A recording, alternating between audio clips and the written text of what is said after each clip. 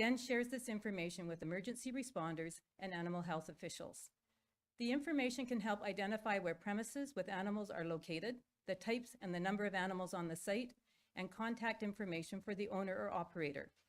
Since 2022, premises ID registration has been mandatory, but not all premises with poultry and livestock are currently registered.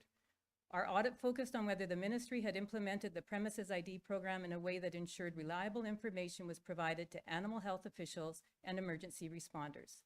We looked at whether the ministry had the information needed to target activities to increase program registration, had processes to ensure premises ID information was accurate and up to date, and had provided guidance for staff about sharing the information. Our audit concluded that the ministry had not implemented the BC Premises ID program in a way that provided reliable information. We found several deficiencies in how the program was implemented. We found the ministry did not have the information needed to identify gaps in program registration. Also, the ministry had not adequately identified which owners and operators to prioritize so it could target its outreach efforts to increase registration. We also found there were gaps in the ministry's processes for ensuring premises ID information was accurate and up to date. And we found the ministry hadn't provided staff with adequate guidance outlining when and with whom premises ID information could be shared. These are all significant areas. The information from the premises ID program needs to be reliable to support the emergency and animal health officials who depend on it. We made 7 recommendations aimed at increasing program registration, addressing data reliability, and improving guidance for staff on information sharing. The ministry has accepted all 7 recommendations. That concludes my overview of our audit of the Ministry of Agriculture and Food's Premises ID program. Now I'm happy to take your questions.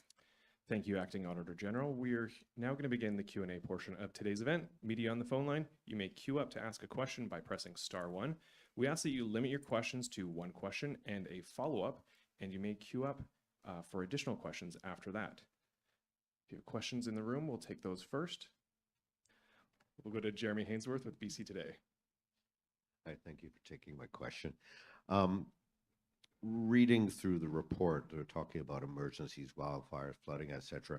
How much did the Abbotsford flooding from a number of years ago play into this? We saw all kinds of animal rescues, and I'm just wondering, how much does that inform what goes on with this program or what's missing? Thank you for the question, Jeremy. The audit just looked at the importance of this program, and really what we started with was the premises ID regulation that made registration mandatory as of July 1st, 2022. And it was really just looking at how that program has been implemented to ensure that the information that's captured is reliable so that's available when those emergency responders need it. Jeremy, did you have a follow-up? I got to it. Yeah. You're welcome to. How much of the information was reliable when it came to the Abbotsford situation? Did you look into that? We did not look at any specific instances where the information was provided. What we looked at was how that program was being implemented to ensure that the information was as complete as it could be and that it was reliable and that the staff had clear guidance on with whom and when they could share the information.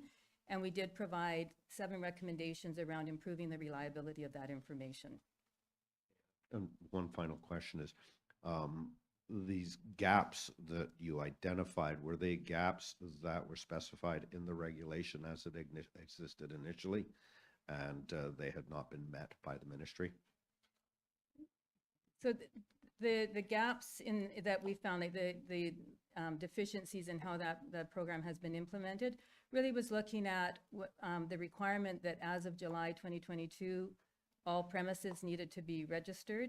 And so there is an area where the ministry needs to have a better understanding of what that population is to ensure that the registration is complete as can be.